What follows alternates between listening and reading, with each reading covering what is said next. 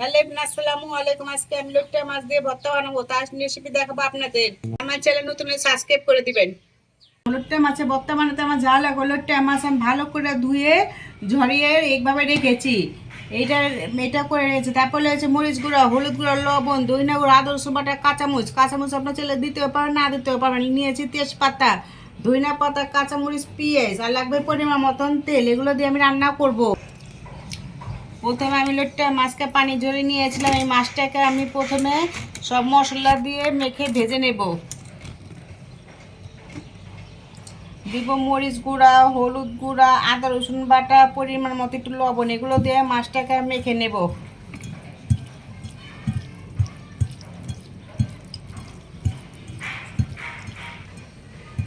সবগুলো মাছ আমার মাখানো হয়েছে, এখন তেলে ভাজবো। তেল গরম হয়েছে, এখন মাছটা ছেড়ে দিলাম।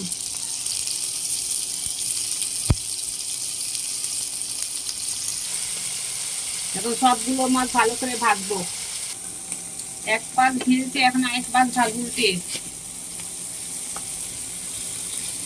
এটা ভাঙলে অসুবিধা, এটা ভর্তা বানাবো, এই জন্য আমি কম মশলা দিয়েছি।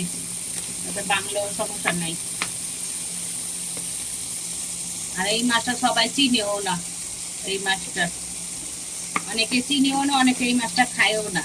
আমিও আগে চিনতাম না, আগে খাইতাম না, কিন্তু এখনো খাই, চিনিও। মাছটা মজা অনেক। এভাবে বানিয়ে খাবেন, ভাল লাগবে। আর এই মাছ দিয়ে অনেকগুলো রেসিপি করা যায়, এত মজা মজা রেসিপি করা যায়, বলবো কি। এখন ভাজবো। এখন মাছগুলো আমার ভাজানো রয়েছে, এখন সবগুলো মাছ তুলে নেব।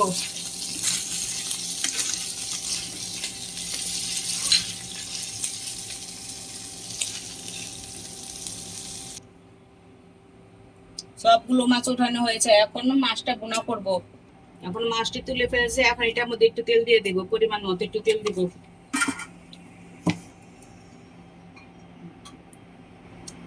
তেলটা গরম হচ্ছে, এখন পেঁয়াজ ছেড়ে ভাজবো।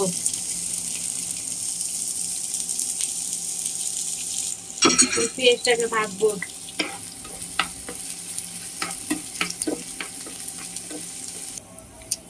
পেঁয়াজটা আমার ভাজা হয়েছে, এখন আদা রসুন কাঁচামরিচ বাটা এই দুটা দিয়ে ভাজবো আবার।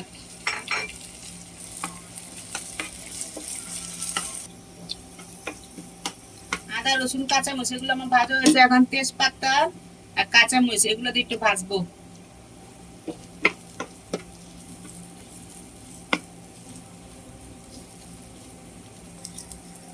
সব মশলা আমার ভাজা হয়েছে, এখন পানি দিয়ে দিলাম।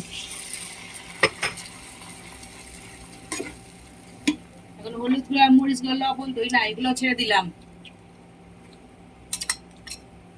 এখন ভালো করে কষাতে হবে। হলুদের গুঁড়া আমি অল্প নিয়েছি। ভালো করে কষাবো। সবকিছু উপকার আমার ভালো করে কষানো হয়েছে, এখন মাছগুলো ছেড়ে দেবো, ভেজে রাখা মাছগুলো। এখন ভাজতে থাকবো মাছগুলো কষানোর সাথে।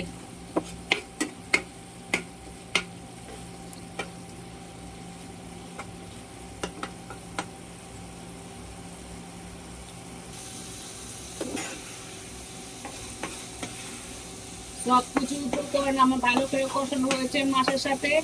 এখন আমি ধনিয়া পাতাটা দিয়ে দিলাম।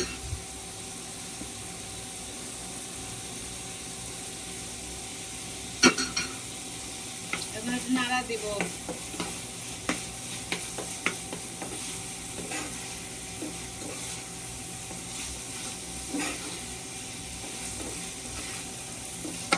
হয়ে গেছে আমার ভর্তা, এখন চুলা বন্ধ করে পরিবেশন করব।